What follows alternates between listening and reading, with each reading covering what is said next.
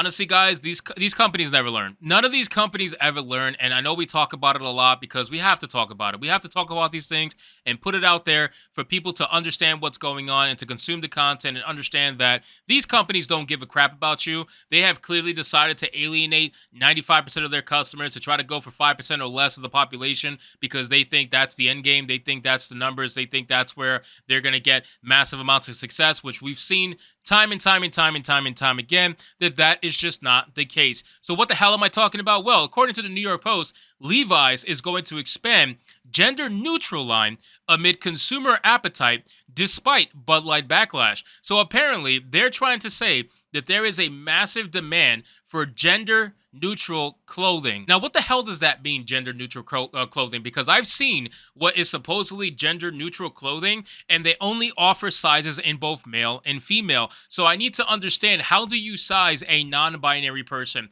How do you do that? Is everything just going to be unisex, probably? Where all these clothes are either going to fit too big or too small because you're trying to fit different kinds of builds, but you don't want to put male or female on it? It's going to get really confusing really fast, but we're going to get into it, guys. But of course, before we do, guys, just consider giving this video a like so you can push us out into the YouTube algorithm, and consider subscribing because we're on our way to 18,000 subscribers. So it says the boss of Levi Strauss, the nation's oldest jeans company, said that he intends to grow its gender-neutral line of denim products because apparently there's a consumer appetite for that. I don't know what appetite that he's referencing. I would love to see the data. I highly doubt they're going to showcase that data.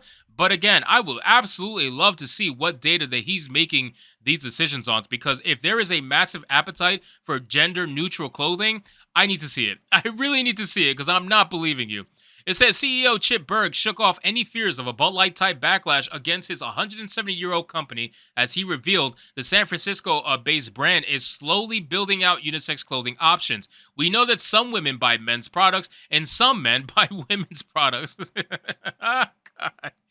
Fuck these people, man. We know that goes on. We've got the research and the data to show it. What, Twitter? Twitter? You got Twitter likes and retweets? Is that your data? Is that your analytics? Like, can you show me what the data is? I really want to see it. I'm not being facetious. Can you honestly really show me this data? Because I'm very curious what you're basing this off of.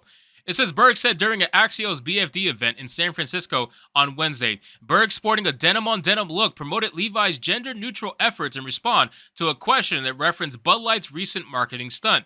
How do you market products in a world where people are more aware of their gender identities? Are they really, though? Are they really, or are people just more mentally ill? And unfortunately, we have stopped taking care of mental illness in this country. Thus, it's basically spreading like a plague. Asked moderator Hope King, Axios' senior business reporter, according to Mail Online.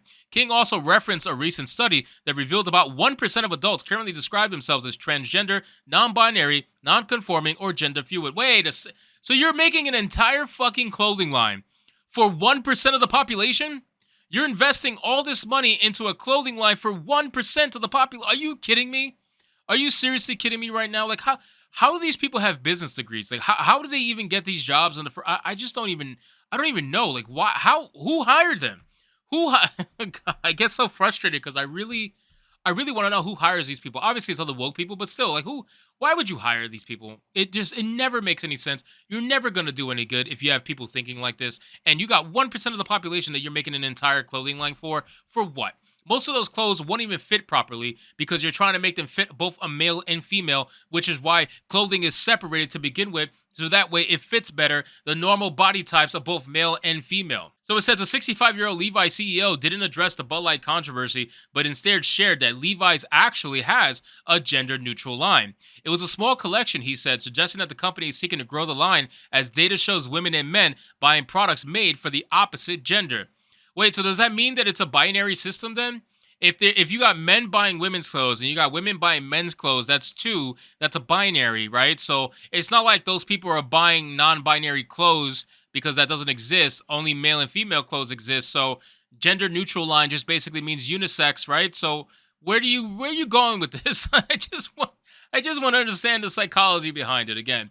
It says Levi's first gender-fluid line, the Line 8 collection, was released in 2017. The press release from the launch said that the selection of products are designed to be worn by anyone, regardless of gender. Dude, I'm telling you, these clothes are not going to fit well. If you do not buy these clothes, if you are truly a non-binary person, I would not buy these clothes. Go buy something that's meant for your actual gender, and then you could go play pretend afterwards. If you buy these unisex clothes, they're probably not going to fit well. You're going to have to do some sizing metrics, and a lot of people are going to fuck up with their orders, guaranteed. It's just not going to fit properly. It says in 2019, Levi's posted a guide to unisex shopping. The following year, the brand released a blog post that clarified that Levi's iconic 501 jeans are made for a variety of bodies, no matter the gender. The post read. While unisex clothing has become part of mainstream fashion, Bud Light has seen its sales drive down as much as 30% in some regions of the country since its tie-up with transgender influencer Dylan Mulvaney on April 1st, which I went over in my last video, and they're not lying. Like, Bud Light is literally down in every single state in this country by an average of 20%, with some states going all the way as high as 30% and some going as low as 15 to 18%. But it's still massive numbers because it's every single state. Every state. There is no state that they are up in sales or breaking even. Every single state is down, and they deserve it. It says in early April, the nation's top-selling beer brand sent Mulvaney a custom Bud Light can with his face on it to celebrate his 365 days of woman face. It says the can was never available for public sale, but when Mulvaney posted a photo of the can to his Instagram of followers, millions of followers, critics immediately bashed Bud Light for going woke, and as they should. As they should, because this can is just so stupid. Why would you put the face of Dylan Mulvaney on this can? What the hell has Dylan Mulvaney ever done in this life other than pretend to be a woman that deserves him being on a can of Bud Light? Clearly, if you wanted to showcase a woman, you could have picked a real woman who has done a lot more for women than Dylan Mulvaney has. Dylan Mulvaney has done nothing other than push women to the side, take over the spotlight, and play pretend for over a year now at this point. That's all Dylan Mulvaney has ever done. It says the Anheuser-Busch-owned brand has since been on a downward spiral. The nation retail sales of Bud Light is down 23.4% versus a year ago in the week of April 29th, according to Bump Williams Consulting and Nielsen IQ data. The figure is worse than the 21.4% decline Bud Light suffered the week earlier. It's going to keep getting worse. I want to see what the numbers are for May.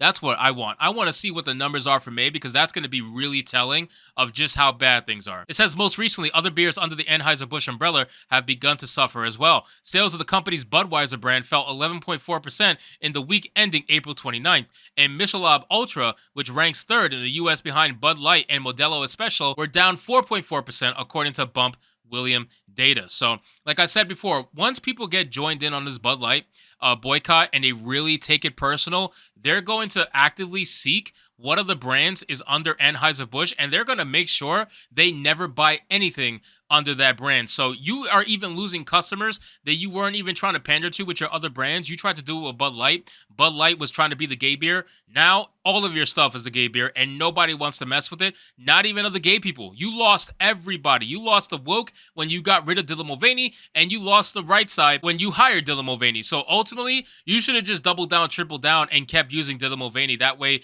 the left would have supported you, whatever little bit you would have got, 1 or 2% more sales. That's it. And the right would have left you and boycotted you, but you might have been able to keep afloat just because of the money that was coming in from the left. But I just don't think that that's going to happen anymore. I don't even think if they apologize, anything's going to happen. So ultimately, I just think that Bud Light's going to keep losing a ton of money, and we're going to keep seeing layoffs, which we are already seeing as time goes on. So anyway, guys, thank you so much for watching this video. I hope you did enjoy, and if you did, consider leaving me a subscribe. I would greatly appreciate it. Don't forget to like the video, comment, let me know what you thought, and I'll see you guys on the next one. Hypnotic out.